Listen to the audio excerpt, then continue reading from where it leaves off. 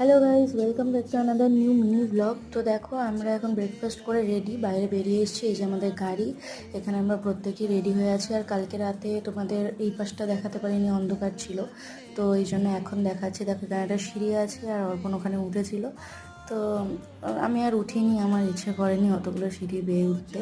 আর এখানে দেখো, এখন ওনারা আমাদের একটুখানি যাওয়ার সময় এটা আর কি পরিয়ে দিচ্ছেন। এটা ওনাদের ধর্মে লাকি হিসাবে দেয় আর কি।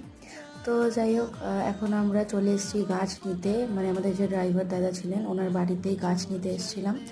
তো মা আর অর্পণ আর কি গাছ নেওয়ার ছিল অনেকগুলো, আর ওরা ওখানে নার্সারি আছে, তো সেই গাছগুলোই আর কি নিতে যাচ্ছিলাম।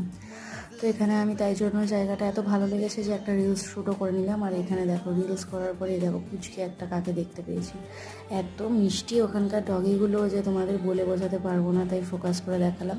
তোমাদের কেমন লাগলো ভিডিওটা জানিয়ে, ভালো লাগলে লাইক শেয়ার সাবস্ক্রাইব করে দিও। টাটা।